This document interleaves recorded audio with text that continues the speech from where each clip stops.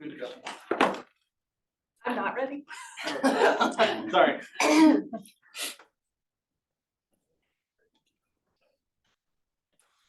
Hurry.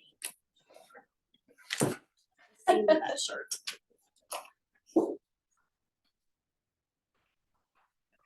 Ready to roll. Ready to roll? You ready, Eric? Great, all right. Good afternoon. This is calling, I am now calling to order at 1:00 p.m. on November 7th, the Landmark Preservation Commission meeting.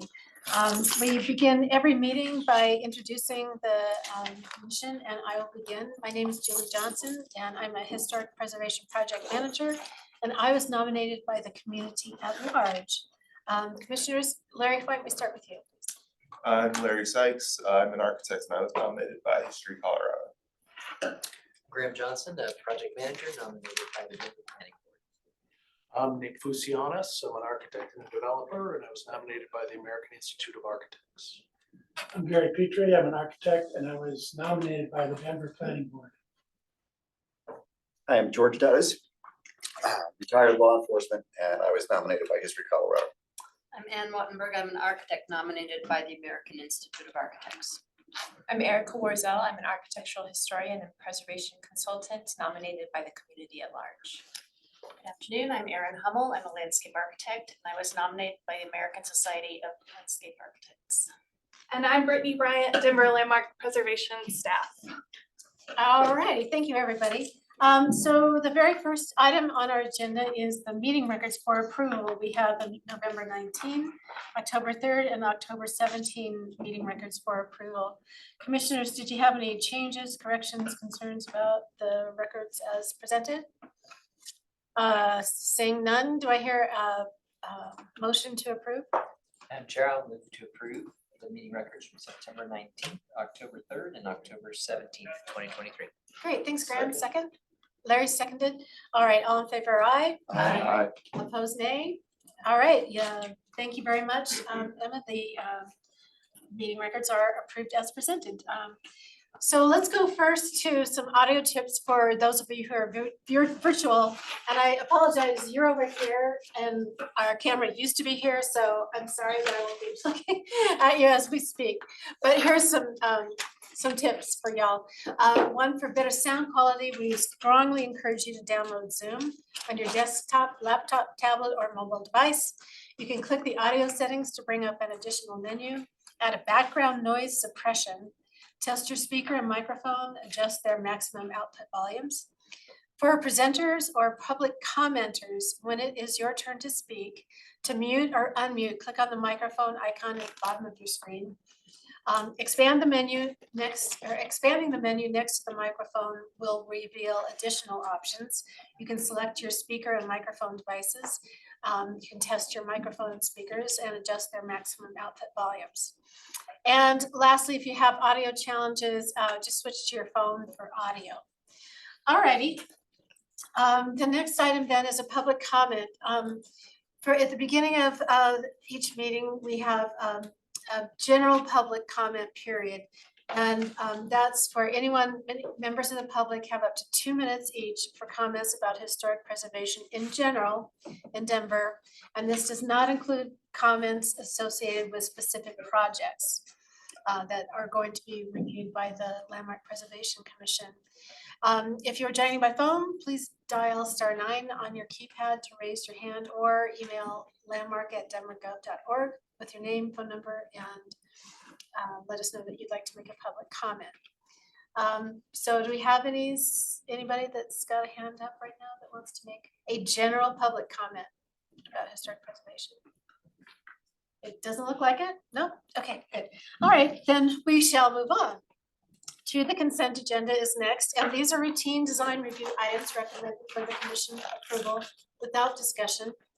Applicants with items passed on the consent agenda should coordinate separately with Landmark Preservation staff that you've been working with to receive certificate of appropriateness.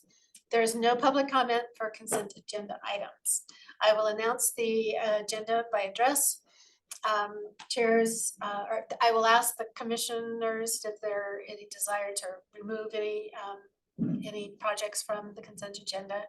And you can, at that point, commission members will also announce any conflicts of interest. Then the commission will make a motion and then we can vote.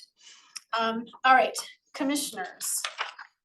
On our consent agenda today, we have 2023-COA-485 at 2327 Hooker Street in the Witter Caulfield District. We have 2023-COA-490 at 2228 Grove Street in Witter Caulfield. And we have 2023-TAXC 008 at 3048 West 23rd Avenue also in Witter Caulfield.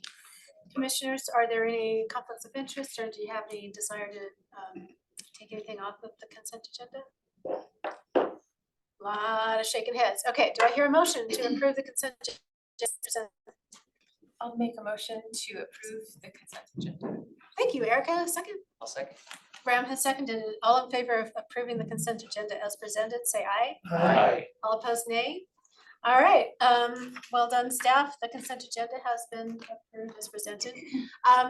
If anybody is listening from the consent, that you're waiting to hear about the consent agenda, is your project, you are welcome to leave the meeting now. Of course, you're welcome to stay with us for the duration of the meeting, but you don't have to. Just make sure you connect with your staff person that you've been working with to get your C of A so you can move forward on your project. All righty. Then we are on to the design review process. I will announce the design review item on the agenda in order of address. The commission members, of course, will let me know if any conflicts of interest. The staff will introduce the application and recommendation. Commissioners can question the staff. The applicant presentation is limited to 10 minutes. Commissioners may question the applicant. Public comment follows the applicant presentation, and anyone from the public is given 2 minutes to talk about the project. If you would like to speak regarding a specific project and you are not part of that applicant team, please click the hand raise button. For those calling via phone, dial *9 to raise your hand or email landmark@denvergov.org prior to the public comment period. Then staff can clarify if it's necessary and the commission will deliberate. The commission will make a motion and vote. And so let us begin with, well, the first one is 2023-COA-392 at 361 Lafayette Street in the Country Club District. The recommendation, however, is to continue to November 21st, 2023.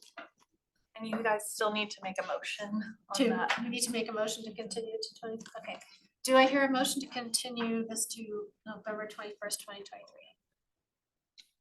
Madam Chair, I will move that we continue application 2023-COA-392 at 361 Lafayette Street to November 21st, 2023. Thank you, Graham. Do I hear a second? I'll second.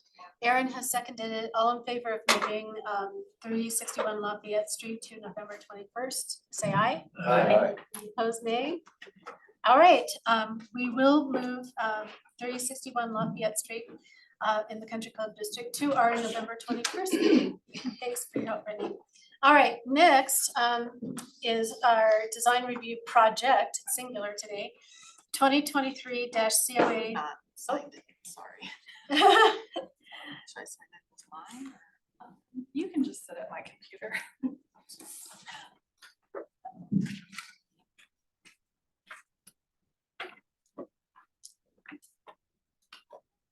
It's okay.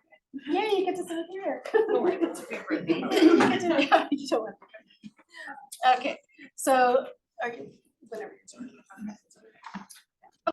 All right, so our design review project is 2023-COA-347, and that's 3391 West Hayward Place in the Ghost District. And our staff person is Crystal Marquez. Take it away, Crystal. Thanks, Julie. This is for 3391 West Hayward Place. The applicant is proposing to build a new detached garage and accessory dwelling unit at this address in the Allen M. Ghost Historic District. On the left here, you can see the existing two-story primary structure, which is a gable front hipped roof form. And on the right at the top is the existing streetscape with the property outlined kind of in purple. And then just below that is the streetscape view from the alley that you can see here. So here's the proposed site plan and floor plans for the new ADU. The proposed footprint is to be 24 feet by 22 feet wide, which is about the same width as the primary structure. Though you can see it's not entirely behind the primary structure, it does stick out past the house just a bit to the west where it might be slightly visible. So here is the new ADU. It will have a gambrel roof style and will be 24 feet in height. It will be clad in two different materials, a light gray cement stucco at the first floor with half round shingles at the second floor. The first floor will have a double garage overhead door at the north elevation at the alley, as well as a small black metal balcony that you can see here. The ADU is proposed to be clad in that cementitious stucco, and will also have the James Hardy trim on the gambrel roof. Both materials are common to the district and seen historically in the surrounding context.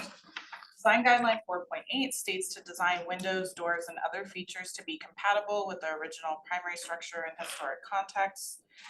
The ADU will feature casement windows at the dormers with trim surrounds, and the ADU will feature double hung and casement windows throughout. The windows at the north alley elevation, however, do not appear to match historic proportions, particularly the double hung 48-inch by 56-inch window, and the window placements at this particular elevation do not seem typical.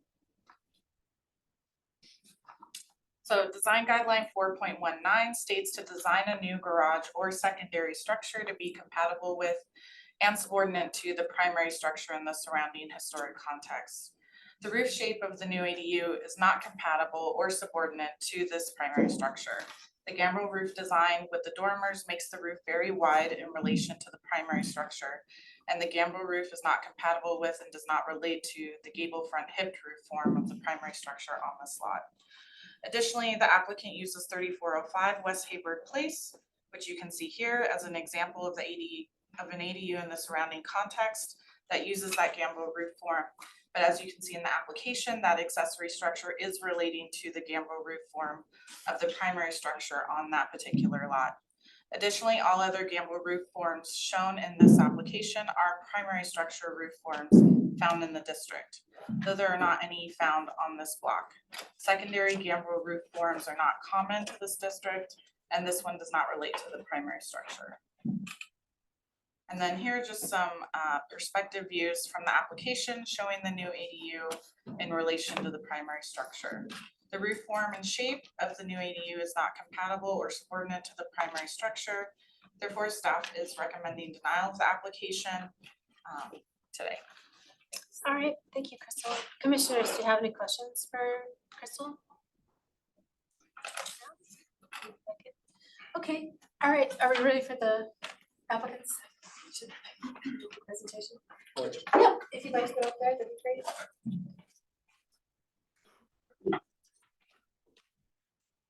Anyone that wants to speak to the yeah, absolutely. You can get another chair out there if you need one. Oh, okay, all right. I get it. Trust me, I get it.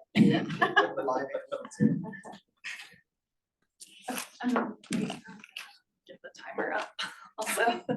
So when when Brenda gives you the high sign to start, please start with your name and address for our records.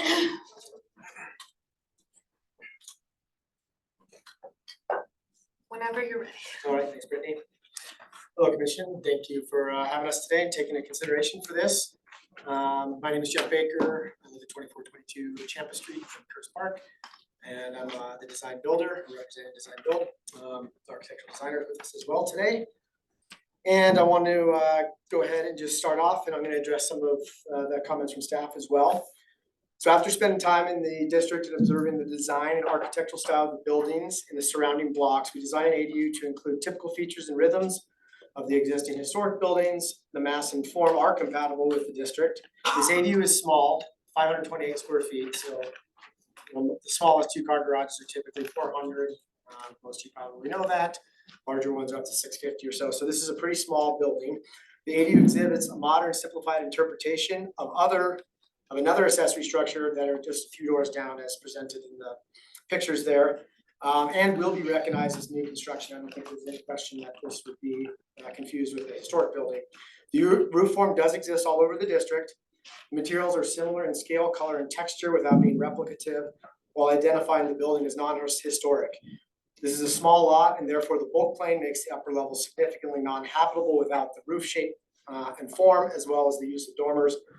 The upper level does not work well with a simple gable roof form, reduces the habitable space up here too much. Gonna address some of the windows on there. The majority of the windows are twice as tall as they are wide, and the one in question is that size to allow as much light into the living space. If you look at the floor plan, there's no other wall space for windows. We're trying to get as much light into that living space as possible. The other ones are mostly twice as tall as they are wide. So they are relatable to the front house as well. Once again, the ADU is small at only 528 square feet. It's a durable ADU, is compatible, it fits right into the district. This ADU is subordinate to the primary structure. Again, at only 528 square feet and its simplified form. The roof form is very typical of the district. In fact, 2 doors down, once again, the accessory structure is the same roof form. During our staff meeting, we had discussed that if we had found roof form that existed on another secondary structure in the district, it could be an element that could be approved by the commission potentially. So then we identified that, but now we're saying that it's not a compatible form. So I just want to make that clear. We were told if we found one, it could potentially be a compatible form. But the one that is. Being that there are not many existing ADUs in the district, the design is derived from a building form and architectural style that is compatible and exists on the face block. I ask that you please approve the design of this ADU today. Thanks, and I will be available for questions. And I also just want to know, it's a challenge. We're trying to make some somewhat architecturally interesting buildings. And I know that there's not a lot of ADUs that are existing already, either existing from original build or new ones to compare to. So there is some elements that are drawn off primary structures.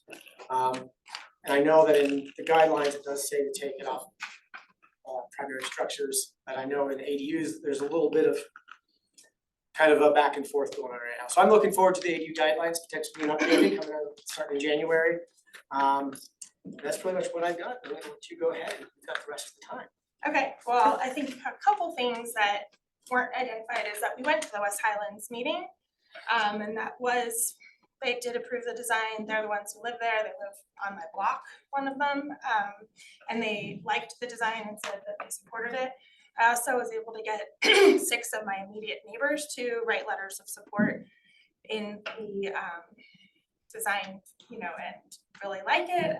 We just had the zoning changed last fall, so you know, I know there are no other ADUs in this area at this point, so it's hard to pull from designs that are already there. Just to give a background, I am a single mom, I work in real estate, I am very aware of affordable housing issues. I'm looking to help with that and help support my income with my son. And you know, this is not going to be a short-term rental, this is going to be something that is not going to be cumbersome or a problem for neighbors. You know, I am primarily doing this because there is a church that is catty corner from my house that was zone changed to now become commercial and have 2 restaurants in it. And there's no parking already, you know, on street sweeping days, it's really hard to park. I'm in and out of my car all day, and with a 4-year-old, I don't want to park 3 miles away from my house. It's just not very safe. I even had my car almost stolen the other morning, taking him to the ER. So this is definitely something I'm really hoping to get ahead of this other project and get moving. And you know, if I'm going to build a garage, it makes sense to try to do both together and try to support our family and support the community. And I've lived in the Highlands for since 2005, so I am very aware of the neighborhood, of the designs, and want to keep it looking the same. Okay, great. Your name and address? Oh, yes, Jennifer Miller, 3391 West Hayward Place. Okay, great. Commissioners, do you have any questions for the applicants? I have a question about the roof form. Did you choose this particular roof form because you felt that the form was something that was found in the neighborhood, or were you also looking for something that had head height on the second level? Both. Yeah. Both. We looked at doing it looking, you know, similar to my house, but when you do it that way, the angles come so Uh-huh. far down that it's 5 feet in the corners. Okay, great, thank you. You know, there's, this isn't 1920 anymore. Yeah, thank you. So, 4 feet. The yeah. designer says 4 Oh, feet. sorry, 4 feet, and you know, that's just not functional. So while I understand the want of that, the function just isn't there with that type of roof line. Anybody else, commissioners? It doesn't look like it. Thank you very much. All right, so now it is the time for public comments for this design review project. If you are joining us by phone, dial *9 on your phone keypad to raise your hand, or email landmark@denvergov.org with your name, phone number, and on which project you would like to speak. Since we only have one project, that's pretty obvious. So attendees, if please, the little hand raise button on your Zoom program, if you're interested in talking, giving a public comment. It looks like nobody's interested in doing a public comment. All right. Okay, so since there is no one that's interested in making a public comment about this project, then commissioners, let's see, did the staff have any indirect or any additional comments? Okay, then let us go into deliberation. Commissioners, what do you think?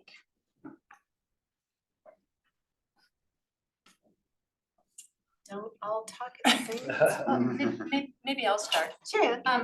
I think there are a lot of very commendable things about this project, and I think however, I agree with staff, because I think the issue really is that the roof form in this particular case is not subordinate. However, I think that there is, this is the reason I'm asking about the head height, is I understand that, and I think that there is a roof form that could help you out by just going up straight. It might have a little bit of an issue with the bulk plane, right? But I think that in the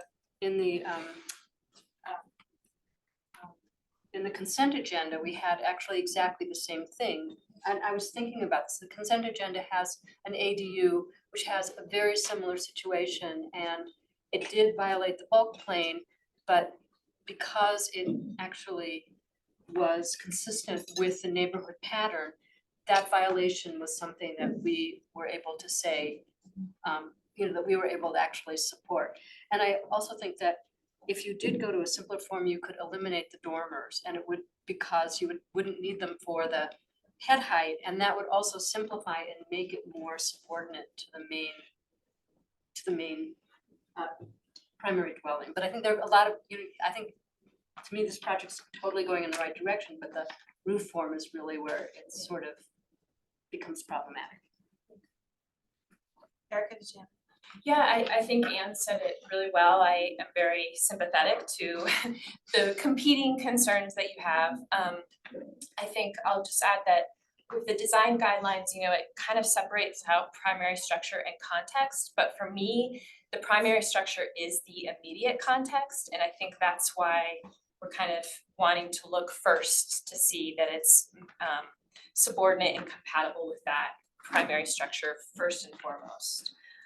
So I appreciate the time you took to look around the neighborhood and really put some thought into this, but I think I agree with staff and Anne that this isn't quite the right fit yet. Yeah, I agree, and I guess just as a friendly comment for the applicants, I think it's a fairly new thing that it's only been a few months, I guess, since we've been doing administrative adjustments for height and bulk plane. And so, we do have the ability, if it's in support of helping the project fit better into the context, to make exceptions to the height and bulk plane requirements. I'd like to add one thing that Sure. has started to concern me lately with our ADU approvals is that I think we are making them too simple and too box-like, that I think in future decades, we are really going to regret some of the infill projects we've been doing. And while this roof form does not reflect the primary structure, it is found in the district, and I would support it. I have more issues with the window in the back. But I'm just getting very concerned about us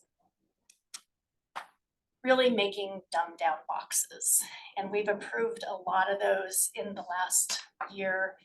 And I just think it's an unfortunate thing for the future of the city to have some not very innovative and creative buildings. We had an innovative, creative one during our last meeting. But yeah, it's an interesting comment. Thanks, Erin. I agree with Ann and Erica and with staff. Okay. All right, are there any other comments that I just Commissioner want Gary? to, I'm glad Erin made the comment Mhm. she made, because I agree that. And while sometimes efforts at innovation get a little bit off the edge, I think understanding what traditional design elements are and how to use them in a building that is compatible with the architecture of the neighborhood is important. And, you know, I could go either way. I do think that complying with the standard of compatibility with the primary structure is important. So I will support staff's recommendation. Any other thoughts, commissioners, to help the applicants when they come back to us? I hear what Erin is saying on too many boxes. And, but I also think that there is room in between the gambrel roof and a normal box roof for a little creativity, and the off-street parking is worth violating a bulk plane. It's worth a lot of things. So I think in this particular case, I can support staff, and I just certainly hope that we'll see this applicant back again with a plan that isn't quite so diverse from the primary property, and yet meets her needs. I do have a comment that in the revised submittal, to make sure that there's adequate headroom for that stairway that goes from ground level up to the second floor. There is a problem. At least the drawing shows a problem. I think the only thing I'd say, I would put myself on the fence, you know, I think the district here has a fairly eclectic mix of some of the Victorian and different roof forms, more so than in other historic districts, maybe in the city. So I can see the justification for going with a slightly different form for a secondary structure, but I think it sounds like our majority is moving with staff, and I see the merits there. The friendly comment I wanted to echo is I think regardless of the roof shape, that window proportion, you know, for the intention of bringing more light in and looking at that balance, whether it's a two-story more rectangular or continues to play on a historic roof form, seems like an important part of the overall balance and matching that kind of historic proportion. So whether there's an alternative daylighting or some borrowed light or something like that helps, I know it's not being a huge space, but I think regardless of roof shape, having one large window that kind of throws the proportions otherwise is just something that's worth considering in the overall effect of the design. Okay, all right, anything else, commissioners? All right, then do I hear a motion?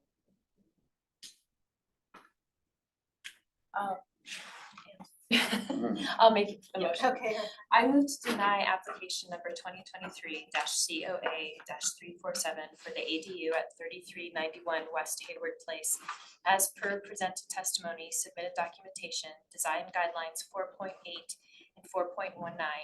The Allen M. Ghost character defining features, presented testimony, submitted documentation, and information provided in the staff report.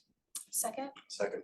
George has seconded it, all in favor, aye. Aye. All opposed, nay. Nay. Erin was the nay, but it does pass. for, so we're at 7, 8. All right, well, your project was denied, I'm sorry, but I do hope you come back, I totally understand, for the APU. All right, so on to business items, is there anything in the business item, Tucker? No? Anything in discussion item? Oh, I was gonna, how did it go, the windows, last night? Gary was there, Gary! so perhaps he could speak on it a little bit. Well, the only thing that struck me is of the applicants, and I think I noticed this in one of the previous sessions I attended, how many of the folks that are there would rather not have guidelines at all. Yeah. It was surprising to see how it was almost a 50-50 split about being able to replace windows without any review, without any restrictions on materials. And I just found that not necessarily surprising, but disheartening. That there's a education that needs to go about. There's also some conversation about energy loss through windows, and I think maybe there's a need to get more information about just not only how important windows are, but to dispel some fallacies about how new windows save all this energy. I've done, many life cycle cost analysis of window replacement, and they never pencil out in less than 20 years. And we've replaced replacement windows that are less than 20 years old. So. And they all go to the landfill. Yes. I think So- we're behind the curve Yeah, on the window companies, like they're yeah, information out there a lot they were so quicker and aggressive. a lot more loudly than we do. Yeah. Of course, this has been going on for decades. Yes. But yeah, Jesse's right. I mean, they were so aggressive and they've got something to sell and it's relentless. But it's just, I'll talk, cause my projects, I'll put my projects on Facebook and they're like, oh, well, when do you put in new windows? I'm like, I'm not. Hello, have you met me? So our window survey will be open until the end of the year. At the end of the year, we'll close the window survey and then we'll bring the results of the Minty polls that we did for all 3 meetings and the survey results to the commission for a discussion item. I'm looking at January 21st probably. So we'll have a discussion item on it at least then. So that's kind of the status of that for the moment. Tough thing with the new and the old windows is a short maintenance cycle on small things versus a 30-year non-maintenance cycle for something disposable. We run into that all the time. I don't know if we can capture that in the guidelines for control windows, but if you do that, you don't replace it. webinars. Yeah. Yeah, no, it's true. It's just, it's hard because when people make that environmental argument, well, you have to because of the environment, like, well, okay, so as Gary's, my windows have custom made storms and it's not that hard to find a carpenter that can do this, it's not that, and it costs less generally to repair than to make new. But then they just forget, when they take the windows die, they take them where? They take them to the landfill. I'm like, But there's also governmental grant programs to help, like the Colorado Energy Office. And they are pro replacing windows. oh, yeah. And it doesn't really matter, like, why, but it's just a given that is what you should do. There's a state and I- grant program that encouraged Main Street storefront replacements. Yeah, Same thing. And it's, I feel like some of the people that I was hearing from on the remote meeting that we first had were some applicants to grant programs like that, and they were getting denied. They couldn't do it through landmarks, couldn't get it approved, and so they couldn't get their grant Oh. money to do what they wanted to do to upgrade their house for energy efficiency. And I feel like that would be an ideal place to start, is somehow working with these other governmental programs to say, hey, we don't have to be at odds with each other. We can actually have the same goals but there's some misinformation that's happening. Question for the body here, if you have separate storm windows, you put them up and then your back set is kind of gone. But they're temporary, so that would be okay, right? You could promise to take them down in the spring or something, you. Oh, I've had Yeah, no you trouble. Well, Yeah. it's It's a historic. historically, it's been Yeah. done historically, so I don't think the back set is an issue in that situation. Yeah, we Even if you also, leave them up all year round. we also don't review storm windows, we also don't review reglazing of windows, so a lot of people say, oh, I only have single pane windows, and it's like, well, you can reglaze them to have double pane Oh, yes. windows, Yes, and you that can. doesn't You can require. reglaze and review. then, but then with the proper fit with the storm window, you've got double glaze right there. So I do think this is an important discussion, but I think we should publicly notice it in case anyone wants to be here and participate. Sure, So we'll definitely come back to this in January. excellent. All right. Any other discussion? Anything else for the good of the order? Just a reminder that the web building is gonna be undergoing renovations. We are moving out in December. We'll be over at Republic Plaza, but we'll still have meetings here in this room specifically. There are no renovations planned for this room. And then unfortunately, the city security office is no longer issuing badges. And at some point, your badge will no longer work and they will not give you a new one. So they have changed their policy. And we have had the operations team speak with them, but they are not willing to reconsider that. So please enjoy your badge while you can. All right. Anything else? We can take off our shoes and do the body scan. Oh, I went through it today. It wasn't a big deal. Okay. Nick's message, is there a meeting the week of Thanksgiving? Yes, it will be on the 21st. I'll be here. I don't know. I will not. Okay, anything else? All right, then I am going to close the meeting at 1:36 p.m. All right, thanks, everybody.